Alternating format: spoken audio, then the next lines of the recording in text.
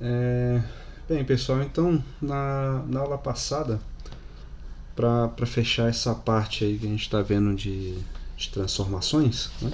Na verdade, fechar é uma palavra muito forte, né? Porque pelo tempo do nosso curso, eu tive que necessariamente omitir algumas partes do planejamento, né? Mas, dentro do que a gente pretendia fazer, ficou faltando falar um pouco sobre isomorfismos.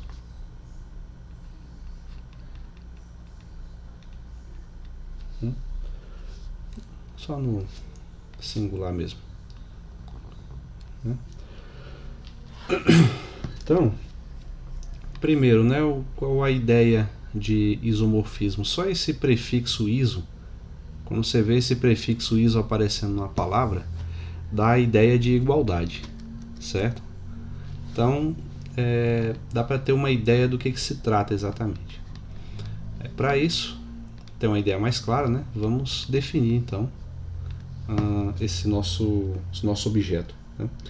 O que a gente chama de isomorfismo aqui no contexto das transformações lineares, né, é o seguinte: a gente pega dois espaços U e V, né, dois espaços vetoriais U e V, e a gente fala que uma transformação linear de um espaço U para V é isomorfa se essa transformação for bijetora, né? Assim como devem lembrar que eu falei sobre esse conceito de injeção, sobrejeção e bijeção, né? E que ele se assemelha àquele conceito que vocês já conhecem, só no contexto das funções. Tá? Então, assim, traduzindo, a gente pode escrever assim, ó, isomorfismo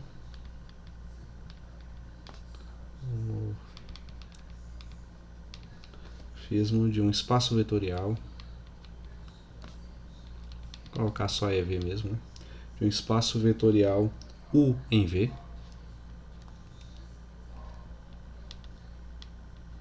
né? É uma transformação linear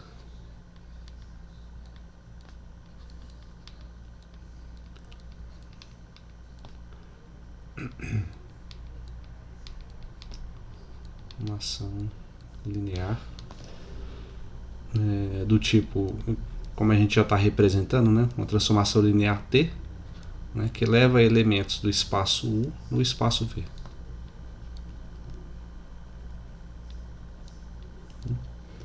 Que seja bijetora.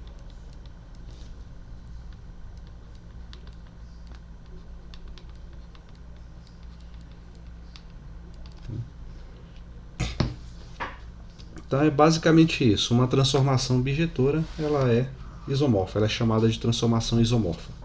Né? Porém, vale colocar aqui, a título de observação, para vocês poderem consultar depois, né?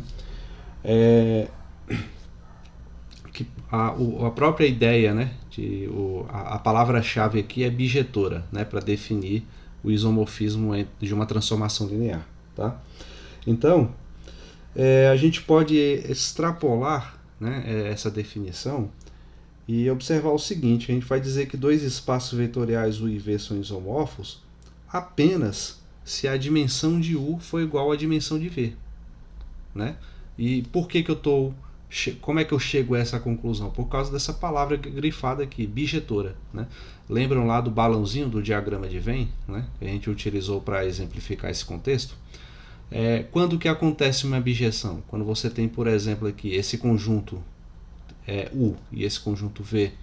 Quando esses três conjuntos aqui do elemento 1 têm apenas uma imagem do elemento V, né? E de tal forma a cobrir todos os elementos de V, ou seja, há um pareamento 1 para 1 entre os elementos do conjunto de U e de V. Logo, a quantidade de elementos de U é igual à quantidade de elementos de V.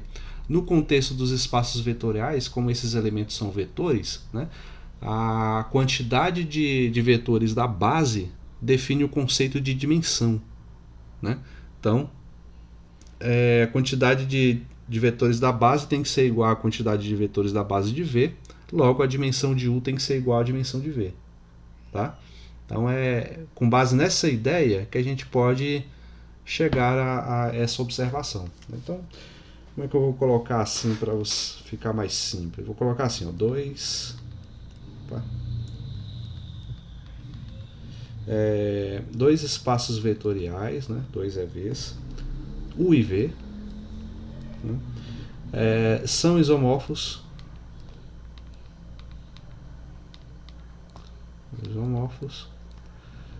se e somente se, né, a condição não apenas suficiente como necessária,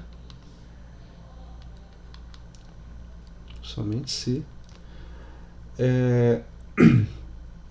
dimensão de U é igual à dimensão de V.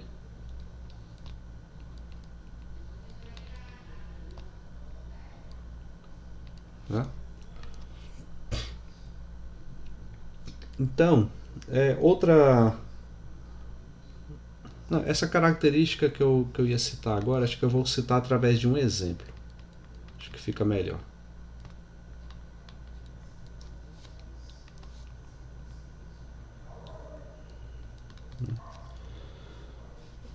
Então, nesse exemplo, eu vou pegar aqui uma transformação T de R3 em R3 mesmo, já que eu quero exemplificar o isomorfismo, né? As dimensões têm que ser a mesma. Então, R3 em R3, de tal forma que essa dimensão, ou que essa transformação, seja o seguinte: T de x, y, z, igual a x mais z, x menos z e y. Tá? A transformação ela faz isso, ela pega vetores bem comportados, com entradas em x, y e z, e transforma em vetores com essa forma aqui, com essa cara. Né? Tá? Então, vamos fazer o seguinte, vamos mostrar, né, que T é um isomorfismo. Coloca assim, ó, mostre que T é um isomorfismo.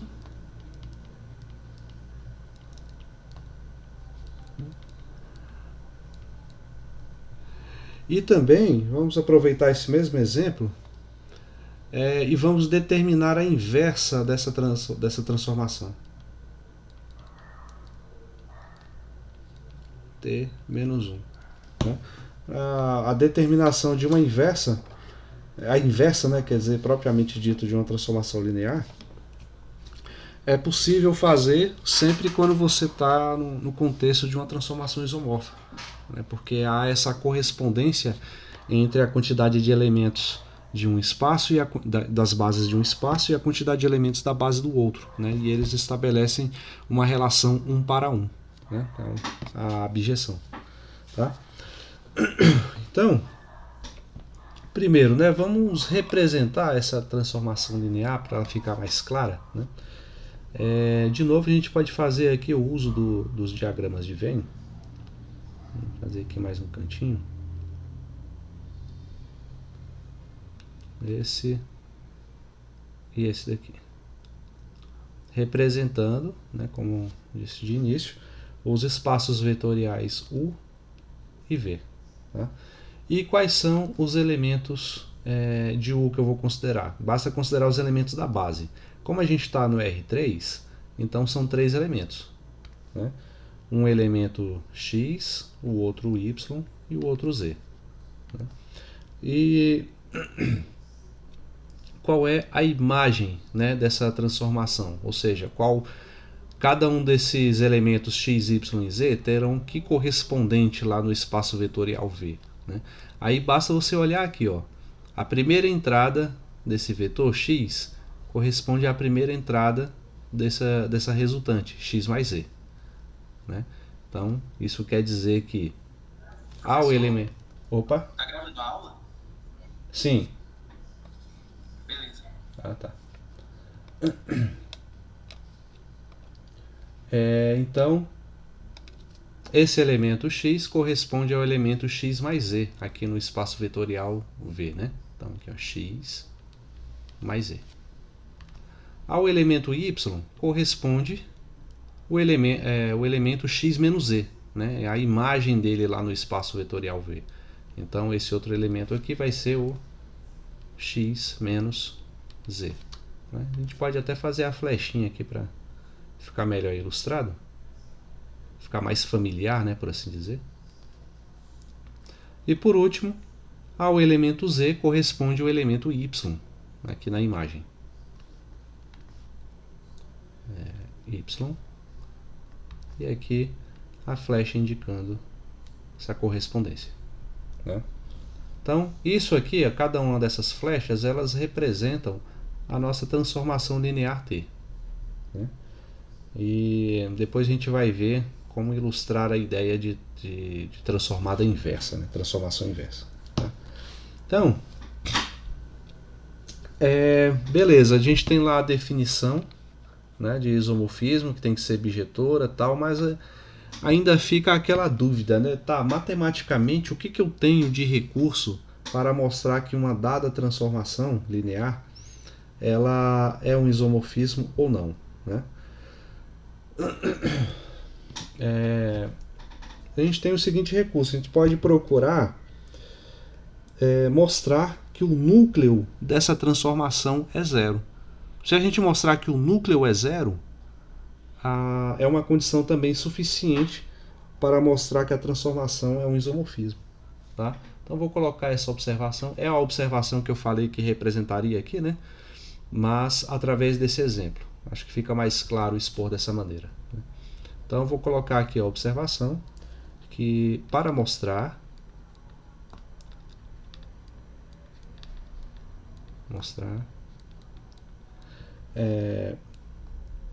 que T é um isomorfismo,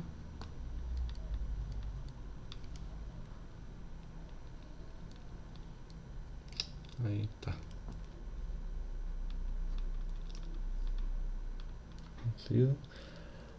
basta provar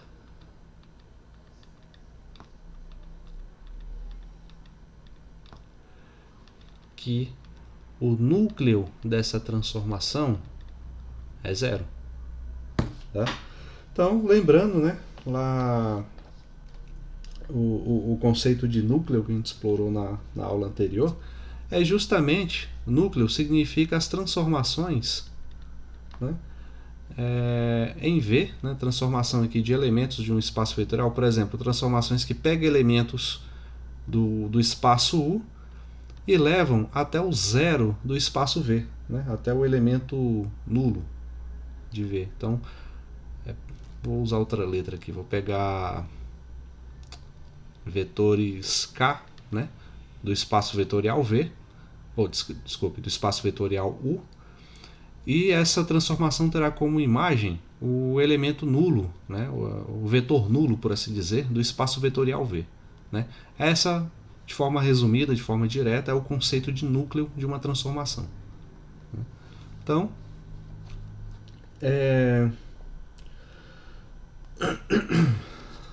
então temos que provar que o núcleo dessa transformação é zero.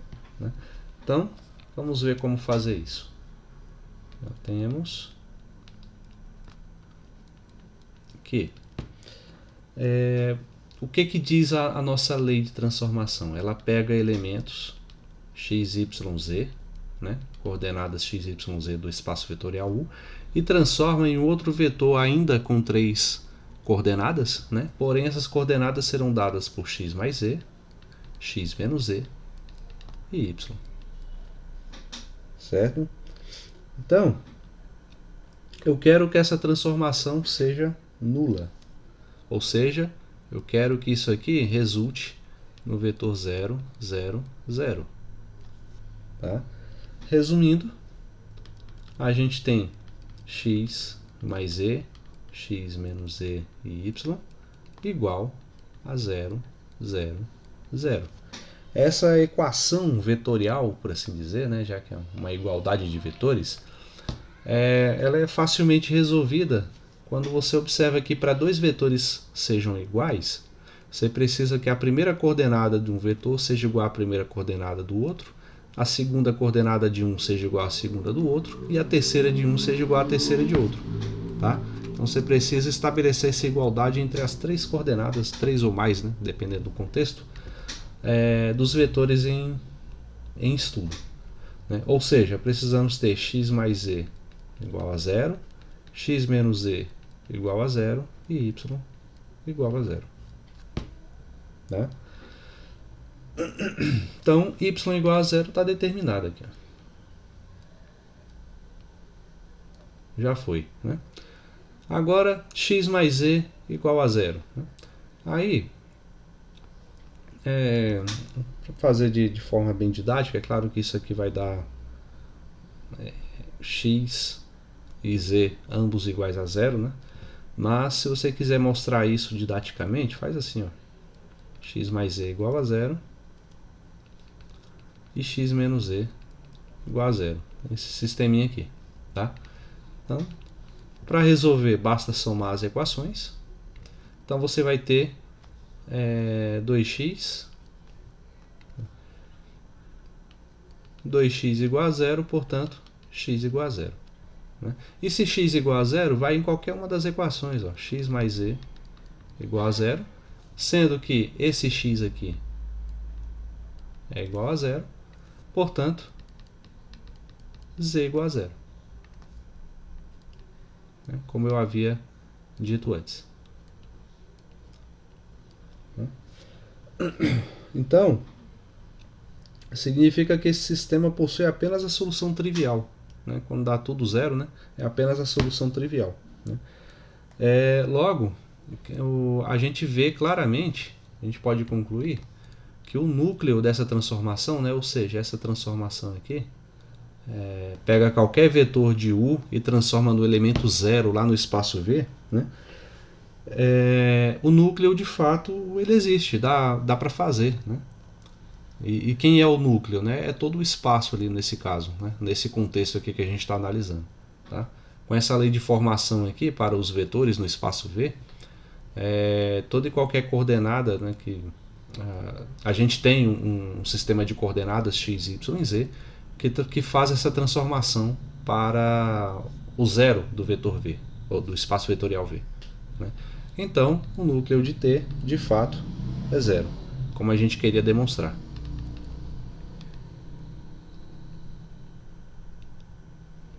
Tá? De fato, o núcleo dessa transformação é zero. Né? E agora, para determinar a segunda parte ali, que é a inversa, né? Eu quero calcular a transformação inversa, né, dessa transformação x, y, z, né? Sabendo que a transformação inversa também é uma transformação, logo ela vai resultar em vetores que eu posso chamar de A, B e C. Né? E a nossa ideia aqui é simplesmente descobrir quais são os valores de A, ou qual o valor, né, de A, de B e de C.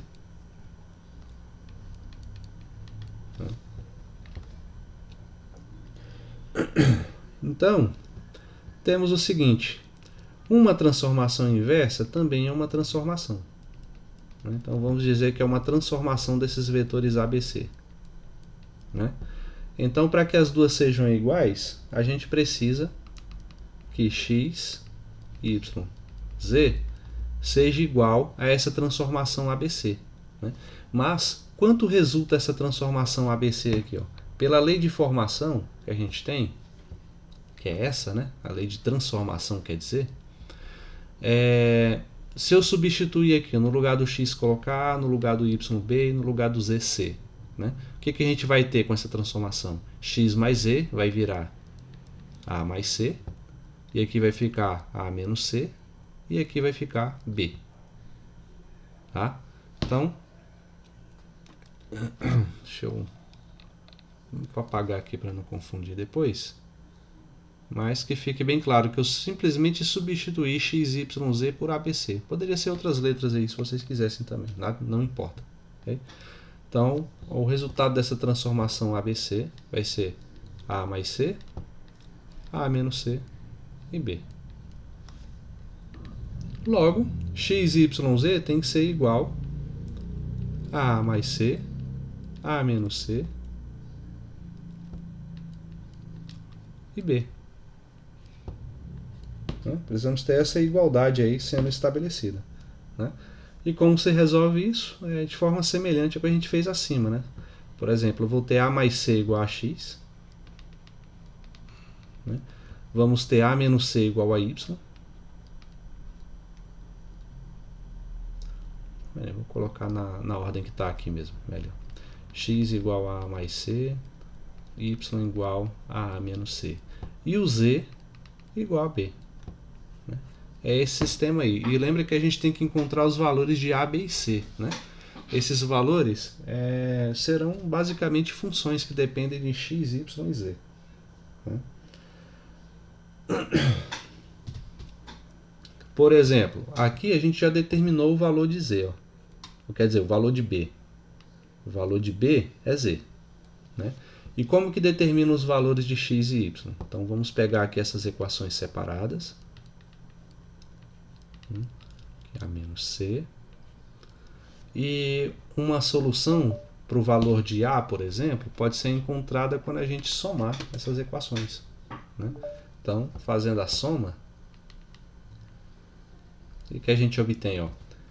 Somando x com y fica x mais y, A com A é 2A, e C com menos C cancela, né? Então, portanto, qual o valor de A? Pega esse 2 e passa dividindo, x mais y dividido por 2. Temos aí o valor de A.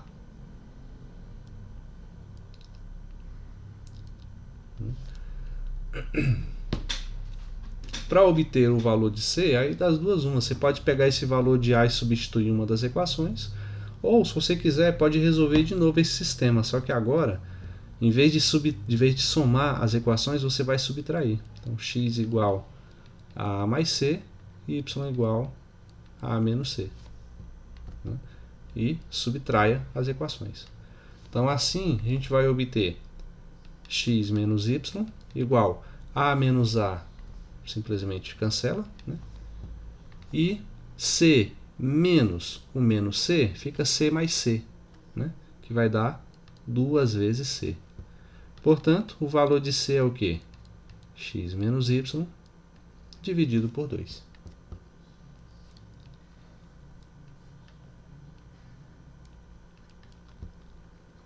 Portanto, determinamos aí a transformação inversa, né? Então, olha só o que a gente tem. A transformação inversa pega vetores x, y e z, né? E transforma em vetores ABC, como eu coloquei aqui no início. Quem são esses vetores ABC em função de x, y e z? São esses valores que a gente acabou de encontrar. Portanto, t menos 1, t inversa, né? X, y, z, igual valor de A, x mais y sobre 2, valor de B é z, né? E o valor de C, x menos y sobre 2. E essa é a transformação inversa de x, y, z. Beleza? Alguma dúvida até aí, gente? É uma álgebra até simples, né? Não tem tanto refinamento assim pra gente se preocupar, né? Mas se alguém tiver alguma dúvida, pode falar. Tranquilo?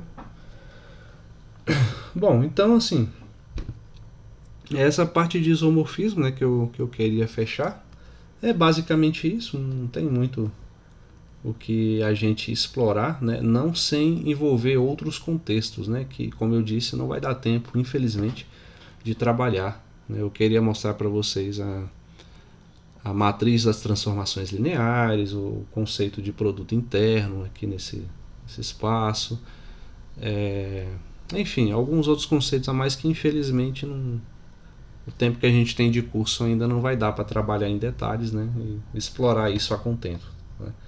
Mas isso aqui já ajuda bastante, né? Então vamos ver aqui alguns exemplos envolvendo transformações lineares como um todo.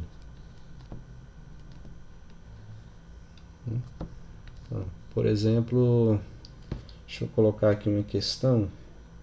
Considerar aqui um espaço vetorial V, né, que seja equivalente ao espaço das matrizes n por n, né? Matrizes quadradas n por n. Né? E vamos considerar B como uma matriz, né? B é uma matriz fixa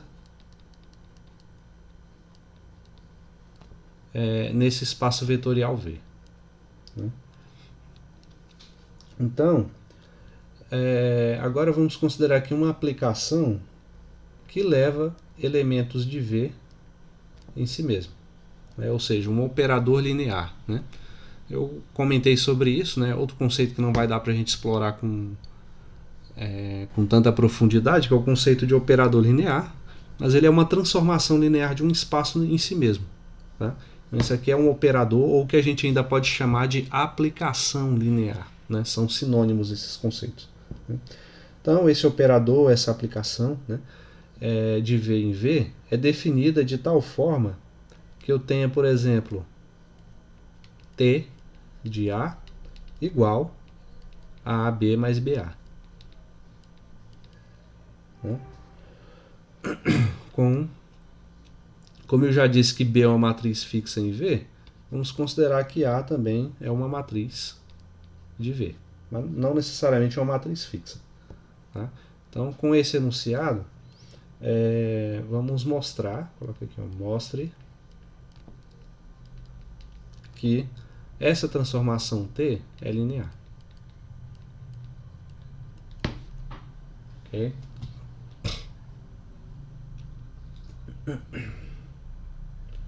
Então, como que a gente mostra isso? Né? Para saber se uma transformação é linear, tem que cumprir aqueles dois critérios que a gente já viu lá atrás. Né? Então, primeiro, quando vocês forem resolver uma questão assim, tiver muita informação no texto, uma estratégia que eu sugiro é o seguinte: pega a lei de transformação logo e destaca, né? Escreve ela no cantinho aí do seu caderno, porque ela é a regra operatória que você vai utilizar, ela é a verdade válida para esse exercício. Tá? Então é o que diz que pode ser feito aí, quer dizer que uma transformação em A vira AB mais BA. Tá? E não tem que contestar, tipo, mas isso não faz sentido, não pode ser assim. Não, o problema idealizou essa operação, então apenas siga as regras, né, e veja se ela satisfaz ou não as condições para ser uma transformação linear. Né? É só isso que a gente precisa fazer. Tá? E não questionar a natureza da operação oferecida aqui na questão. Né? Então, essa é a nossa lei de formação, nossa lei de transformação. Vamos considerar aqui outros elementos. Pegar, por exemplo, C, já que eu peguei A e B, né? Vamos pegar C e D como também elementos de V, ou seja, C e D também são matrizes de ordem n por n e pertencem ao espaço vetorial V. Né? Então, primeira coisa que a gente precisa testar é saber se a transformação de C mais D resulta em uma transformação de C mais uma transformação de D. Né? Temos que saber se isso é verdade. Né? E como que a gente descobre isso? Né? Tá aqui, ó, através da nossa lei de transformação. Né? Então, uma abordagem, uma forma que você pode fazer para resolver esse tipo de questão primeiro desenvolve o lado esquerdo, depois desenvolve o lado direito e vê se os dois chegam no mesmo resultado. Né? É uma maneira que em alguns tipos de problemas pode dar mais trabalho, mas ela é efetiva, ela funciona. Né? Ajuda a gente a visualizar bem o que está acontecendo. Né? Então, por exemplo, pegar aqui a transformação de C mais D. Pela nossa lei de transformação, o que isso vira? Vira TC mais D, então, veja aqui. Basicamente, você pegar essa lei de transformação e no lugar do A, da matriz A, né, a gente vai colocar C mais D. Tá? Então, aí vai ficar C mais D vezes B, né, mais B vezes C mais D. Tá? Então, é só substituir. Onde tem A, a gente vai colocar C mais D. Né? E o que resulta isso? Ó? Produto de matrizes a gente tem que manter na ordem que aparece. Né? Se inverter a ordem, não há garantias de que o resultado vai ser o mesmo. Né? Só como a gente já viu lá no primeiro curso de álgebra linear, né? Existem situações muito especiais que fazem o produto da matriz ser abeliano, como dizem, né? Ou, como vocês ainda não fizeram, né, álgebra abstrata, comutativo. Tá? Logo, se eu tenho aqui o C aparecendo primeiro multiplicado por D, o resultado disso vai ser CD. D multiplicado por B, DB. Né? E aqui a mesma coisa, ó, B vezes C, BC. E aqui B vezes D, BD. Né? Então, o lado esquerdo se transformou nisso aqui. Agora vamos ver o que acontece com o lado direito. Ali foi errado, professor. Oi? É CB, né, no caso. Calma aí, deixa me ver. Ali, a primeira multiplicação mesmo. Ah, sim, verdade. Eu mudei aqui, obrigado. C multiplicado por B, né? Isso aí. CB. Né? Aí depois o resto tá certo, né? Tá certo. Ok, obrigado. Então, vamos desenvolver o lado direito, né? Transformação de C mais a transformação de D. E vamos ver o que acontece com isso, né? Transformação de C. Aí você faz o quê? Ó? Olha para a sua lei de transformação, que você destacou aí no seu caderno, né? Então, o que faz essa transformação? Onde tem A, a gente vai colocar C. Né? Então, vai ficar como? Vai ficar CB. Vou fazer aqui. CB mais BC. Né? Então, isso aqui foi a primeira transformação. Né? Somado com a segunda transformação. Olha de novo para a sua lei de formação e, mais especificamente, né? Vou fazer aqui.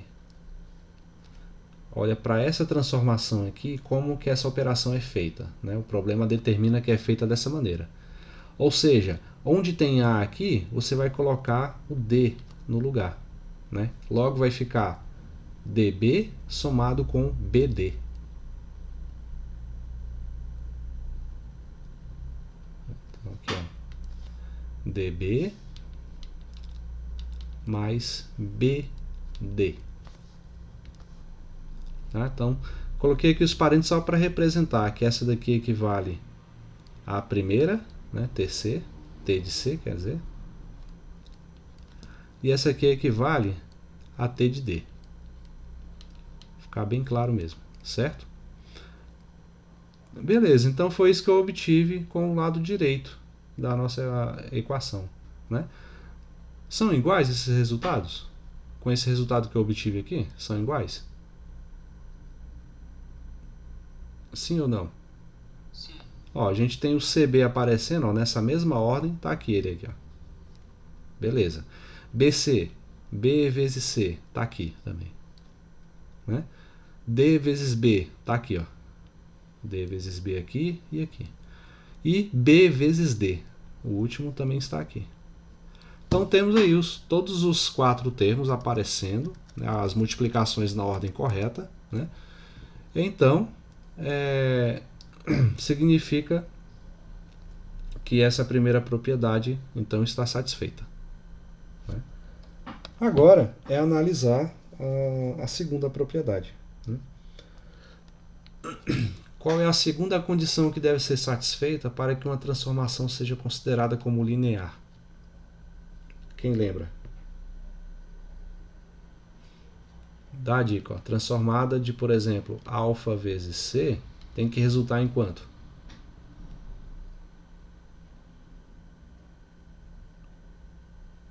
Ninguém lembra?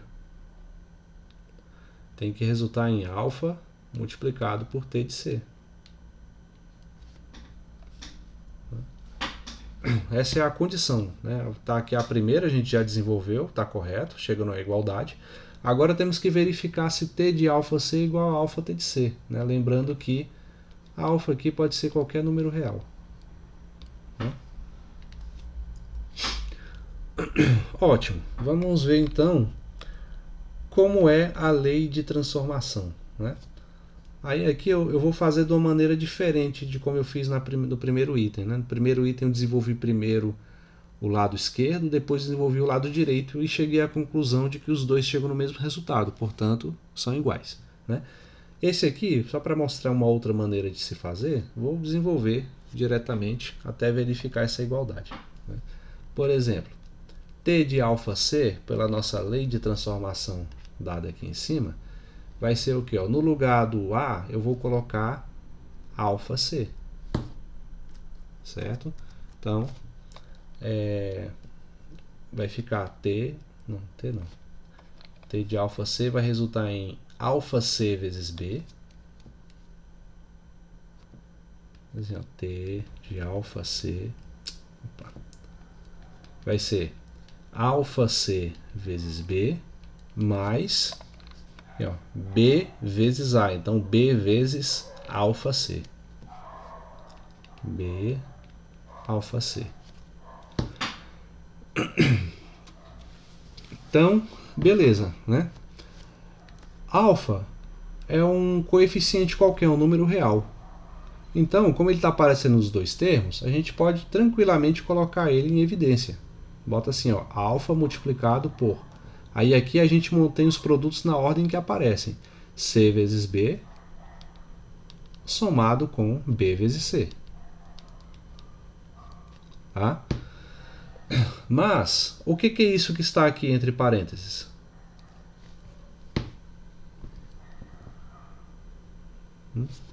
Olhando para a lei de transformação. Compara a lei de transformação com isso que a gente obteve aqui entre parênteses, né? Então, veja que a única... Oi? A vezes B? A vezes B? Por quê? Como assim? Não entendi. Eu pensei que estava relacionando as duas entradas. Mas de certa forma sim. Olha só o resultado. Olha o lado direito, né, da nossa lei de transformação. E olha isso daqui que a gente obteve, né?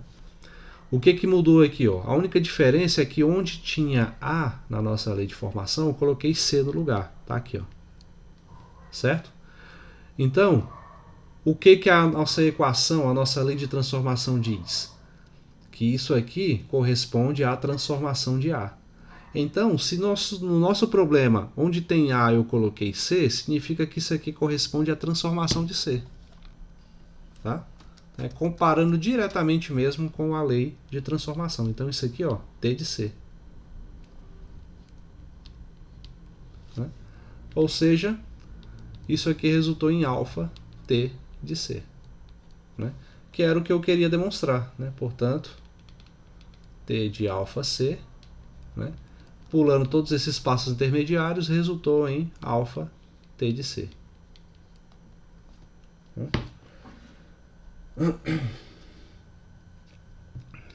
Aí, com isso, a gente pode concluir. Portanto, essa transformação T é linear. T é uma transformação linear.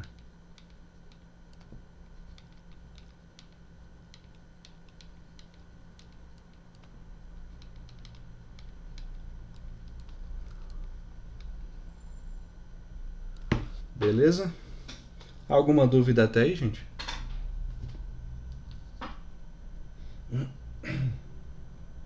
Bom, então vamos ver mais um exemplo para fixar melhor.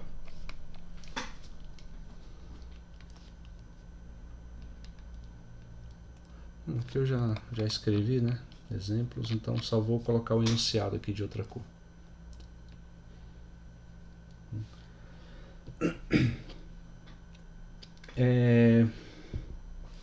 Bom, vamos mais uma vez considerar uma transformação linear, que na verdade é uma operação, é um operador, né? De R3 em R3, né? Então o espaço R3 nele mesmo, uma aplicação ou um operador linear, né? De tal forma que essa transformação pega vetores x com entradas x, y, z e transforma em x mais 2y mais 2z primeira entrada, né? Segunda entrada, x mais 2y menos z. Né? Por último, aqui vai, deixa eu afastar um pouquinho.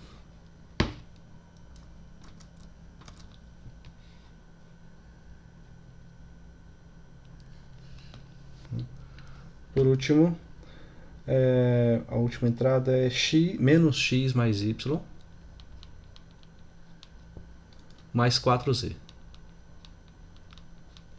Essa transformação aí. Tá? Então, letra A, né? Primeira parte aí do nosso exercício. Né? Vamos determinar um vetor u, né? Escrever, determine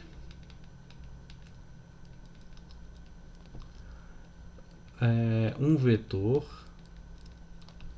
u que pertença a R3, né? De tal forma que a transformação de u resulte no vetor menos 1, 8 e menos 11. Mas ela mudou de função, né? Oi? Pensei que era aqui. Não, é o que eu tinha entendido ali. Eu tinha mudado a função, mas tá na mesma ordem. Tá.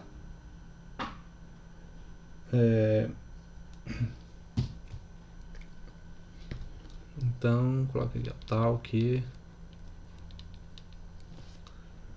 transformação de u resulte no vetor menos 1, 8 e menos 11. Tá?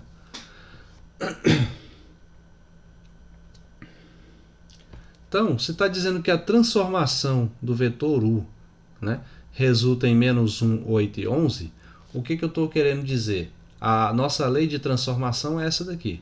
Vou colocar ela bem discriminada aqui, né? X mais 2y mais 2z e x mais 2y menos z menos x mais y mais 4z. Tá? Essas coordenadas x, y e z correspondem todas ao vetor u. Né? O vetor u ele é um vetor com coordenadas x, y e z. Como que eu sei disso? U pertence a R3. Se ele pertence a R3, ele tem essa formação geral, né? Se pode ser escrito em termos dessas coordenadas x, y e z. Tá? Então, se eu estou querendo dizer que a transformação de u resulta no vetor menos 1, 8 e 11, e a transformação de u é dada por essa lei de transformação, né? No fim, o que a gente está querendo mostrar? A gente está querendo mostrar que isso daqui, né, isso que é o resultado da transformação, tem que resultar no vetor menos 1, 8, 11. Tem que ser igual a menos 1, 8 e menos 11. Tá? É isso que quer dizer essa igualdade. Aí fica fácil, né? É a igualdade de vetores aí que a gente já conhece. Por exemplo, vamos ter x mais 2y mais 2z. Tem que ser igual a menos 1. Temos também que x mais 2y menos z tem que ser igual a 8. E menos x mais y mais 4z tem que ser igual a menos 11. Então só temos que resolver esse sistema para encontrar os valores de x, y e z. E assim descobrir quais são as coordenadas desse vetor u. Tá? Simples assim. Então, como que a gente vai resolver, né, esse sistema de equações? Aí vocês já viram, né, do curso anterior de Álgebra Linear 1, várias técnicas de solução de um sistema de equações.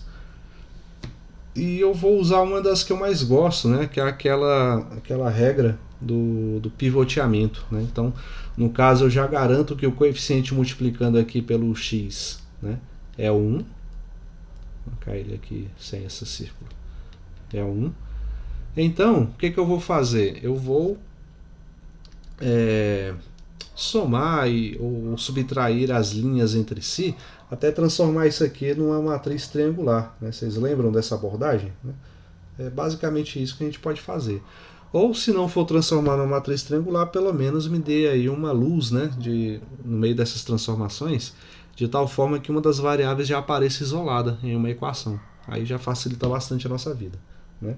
Então, tá, o que eu posso fazer? Por exemplo, eu vou zerar os coeficientes que são o 1 e o menos 1, que está multiplicando pelo x, certo? Aqui nesse primeiro eu tenho 1 multiplicando por x e aqui eu tenho menos 1 multiplicando por x. Então, se eu quero zerar esses dois coeficientes abaixo de x, basta pegar aqui, por exemplo, nessa segunda linha, e o resultado dela vai ser a linha 2 mais a linha 3. Né? Pois somando essas duas equações eu vou zerar esse primeiro coeficiente. Né? Então, aqui vai ficar, eu repito a primeira linha, que eu não fiz nada. Né? E aqui, ao somar, o que a gente vai ter? Ó, x somado com menos x dá zero. Então aqui não aparece nada. Né? 2y somado com y dá 3y. Né? E menos z somado com 4z dá 3z. E 8 somado com menos 11 dá menos 3. Né?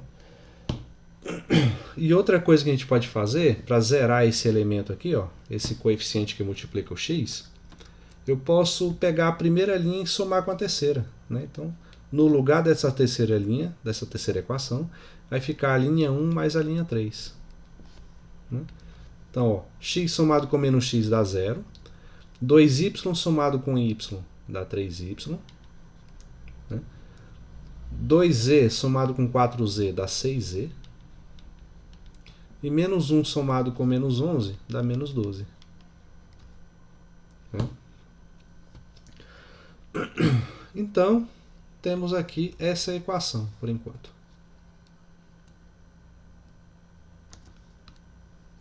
Esse sistema, né, de equações.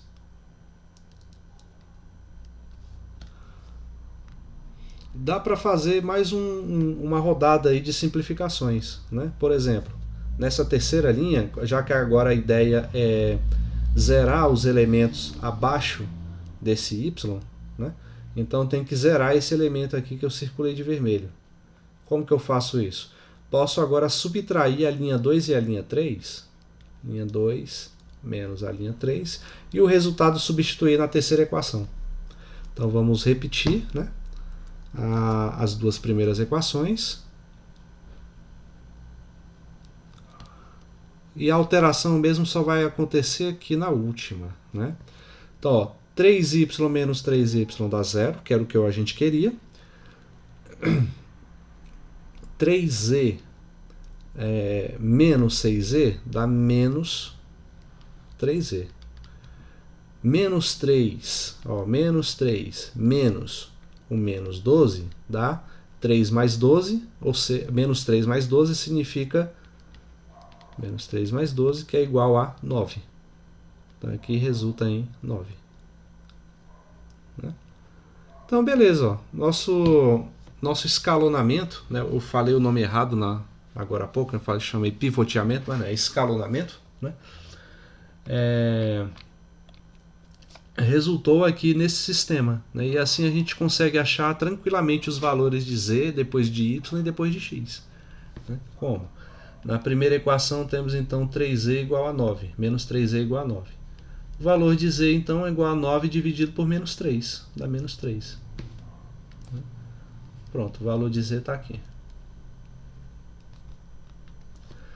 Pega a segunda equação, 3y mais 3z igual a menos 3, né?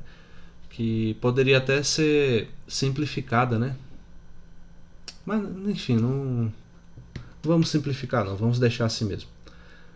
3y mais 3 vezes, aí aqui eu vou colocar o menos 3, que é o valor de z que encontramos. Então 3y vai ser igual menos 9, passa para o outro lado positivo. Então menos 3 mais 9. Então 3y igual a 6, portanto y igual a 2. Beleza, já encontramos z e y. Agora vamos para a última. Não colocar inclinado não, vou colocar assim.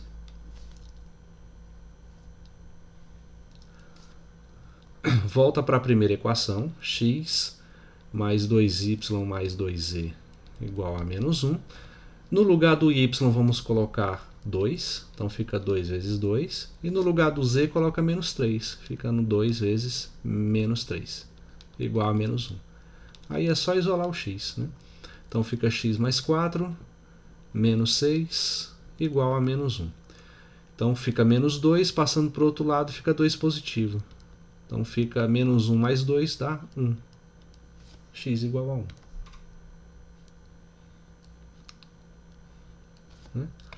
Logo, a gente pode concluir que o vetor u ele tem coordenadas 1, 2 e menos 3. Ele é o vetor que satisfaz essa lei de transformação aqui. Tal que t de u, né, t de... pega o vetor 1, 2 e menos 3 e transforma no vetor menos 1, 8, menos 11. Beleza? Ou seja, você pode exprimir a resposta até assim.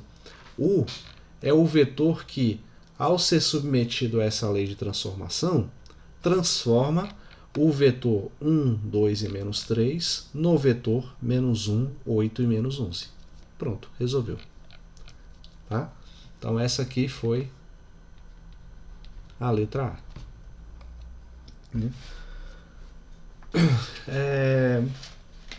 Fazer a letra B com o seguinte enunciado.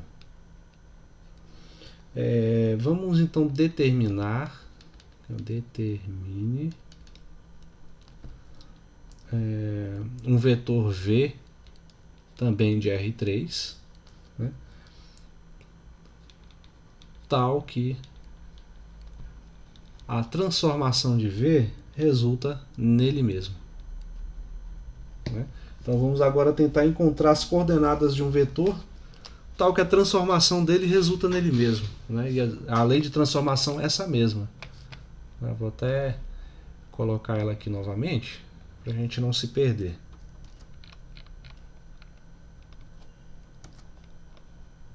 Eita.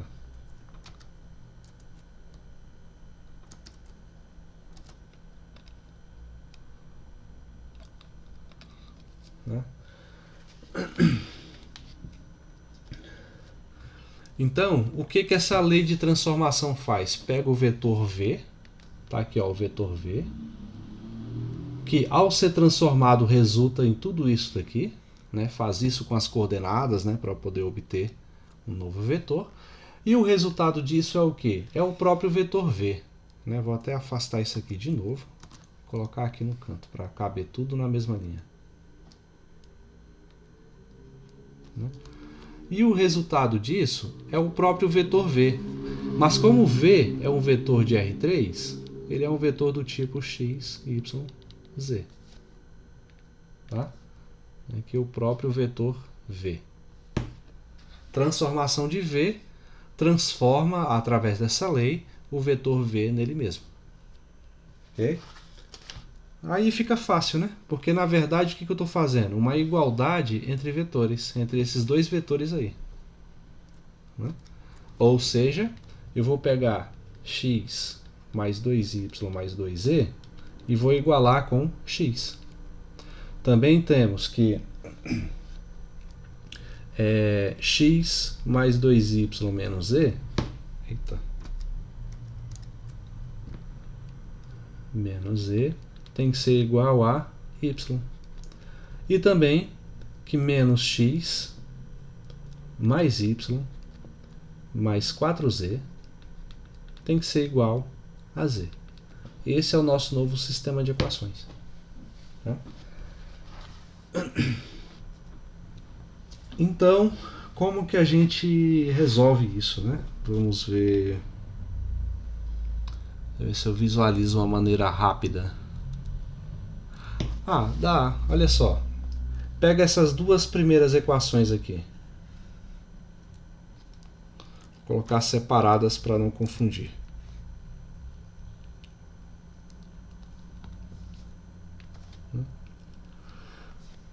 a gente consegue, por exemplo, subtrair essas equações, né? E ao subtrair, a gente já cancela esses dois termos aqui, ó, de cima e de baixo. E vai resultar em que? 2e menos o menos e fica 2 mais e, ou seja, 3e. X menos y, x menos y. Portanto, o valor de z é x menos y dividido por 3. Está aqui. Z vale isso.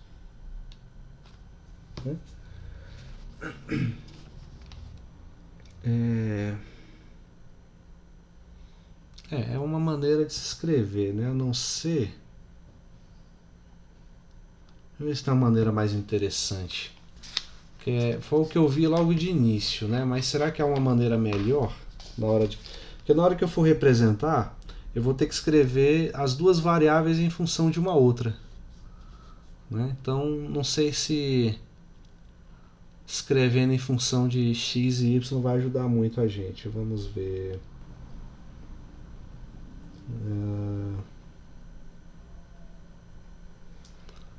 3e.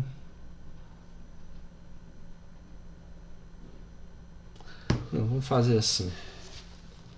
Eu vou utilizar isso que eu fiz, mas vou refazer de outra maneira.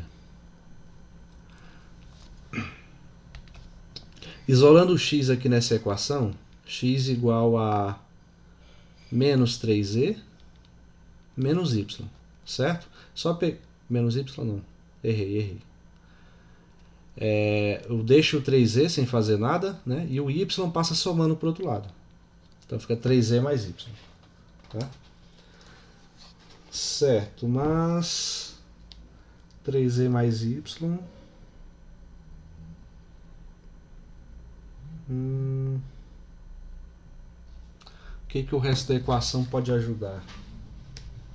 Eu quero ver se dá para escrever todos os elementos do vetor em função de apenas uma coordenada. Eu queria colocar na coordenada z. Né? Então, com x eu tenho 3e mais y, mas o y...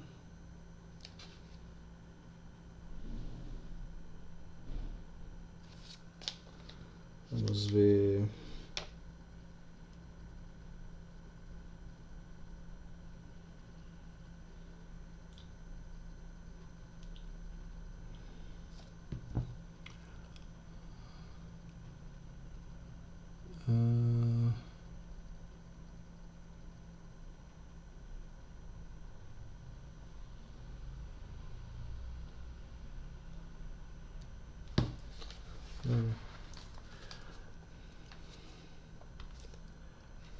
Vou fazer diferente de novo. Acho que assim vai dar mais trabalho. Tá, vou chutar aqui uma outra maneira. Por exemplo, pode usar o escalonamento de novo. Né? A gente pode, por exemplo, nessa daqui, ó, né, no lugar dessa segunda linha, colocar a segunda subtraída da primeira. Né? Então, olha o que vai resultar fazendo isso. X mais 2y mais 2e igual a x. E aqui linha 2 menos linha 1. Né? Então, fazendo isso, a gente cancela, ó, fica x menos x dá zero. Então, aqui nada. Né? 2y menos 2y dá zero. E aqui, menos e menos 2e dá menos 3e. Então vai ficar só assim, ó, menos 3e igual a y menos x. Né? E para a terceira equação, eu acho que assim fica melhor de fazer. Na terceira equação, podemos fazer... pode pegar essa linha e somar com a primeira. Né? Linha 1 mais a linha 3. Né? O resultado disso, ó, x com menos x dá zero. Y com 2y dá 3y. 2e mais 4z dá 6e. E aqui, x mais e.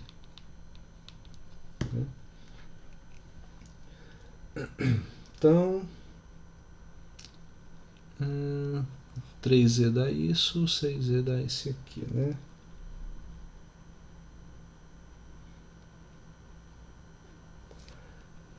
Tá, e agora vamos ver.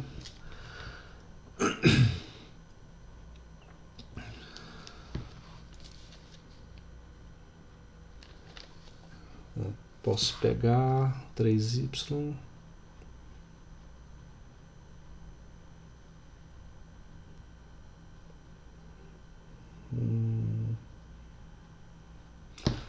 Então vamos fazer assim, pegando a segunda equação, menos 3z igual a y menos x. Né? Aí eu vou fazer assim, vou pegar o x e colocar no primeiro membro e o 3z no segundo. Então vai ficar x positivo, o y não fiz nada, e o 3z, como vai mudar de lado na equação, vai ficar positivo também. Né? Tá. Então,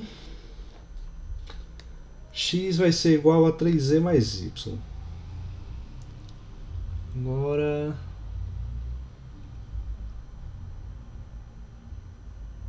acho que dá para usar agora a terceira equação. Aqui, ó, 3y mais 6z igual a x mais z. E no lugar do x, vamos colocar isso que encontramos aqui, ó, né, que é y mais 3z. Então vai ficar 3y mais 6z igual a y mais 3z, né, somado com z. Vou até tirar o parênteses aqui para não atrapalhar a visualização. Né?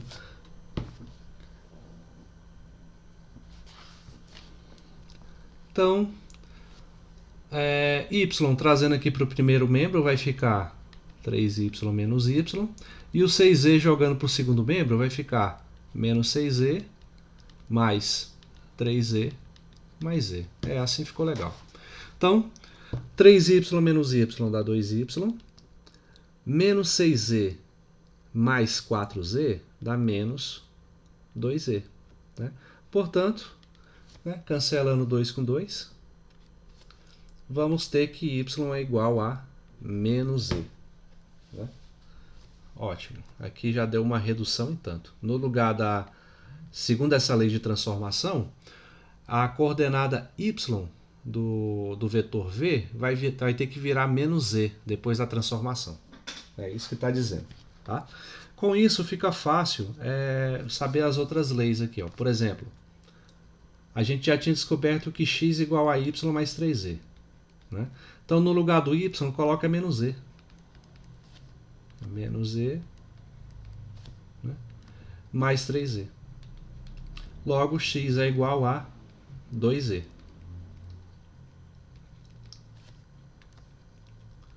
Temos aqui. Então, essa lei de transformação pega a coordenada x e transforma no dobro da coordenada z. Né? E o próprio z, né? Z igual a z mesmo, não tem o que fazer. Né? Então, o que isso quer dizer? Concluindo, né? O nosso vetor v ele vai ter a seguinte cara. Ó. Ele passou pela transformação, né? Pegou o x, y, z e transformou em outra coisa. E que coisa é essa? No lugar do x, entrou o número 2z. No lugar do y, entrou o número menos z. E o z, como está sendo utilizado como parâmetro aqui na transformação, z igual a z mesmo. Tá? Então, o vetor que transforma... o vetor que, ao passar por essa transformação, permanece o mesmo, é o vetor menos 2z, menos z e z. E essa é a resposta. Ok? Essa foi um pouco mais complicada, né? Mas é tudo questão de manipulação mesmo. Não tem muito o que fazer, não. Ok? Alguma dúvida até aí, gente? Não?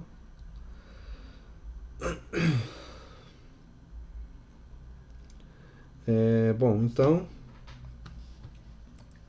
nesse caso acho que tá bom aqui de exercício, já dá para uma boa ideia aí para vocês abordarem a lista, né? Qualquer dúvida dá para trazer nas aulas futuras e a gente discutir, né? Então vamos ficando por aqui. Na próxima aula a gente continua o conteúdo. Acho que já vou falar sobre autovalores e autovetores, né? Eu vou dar uma olhada lá no nosso planejamento. Beleza? Então, no mais, boa noite a todos e até a próxima. Até mais. Boa noite. Boa noite. Boa noite.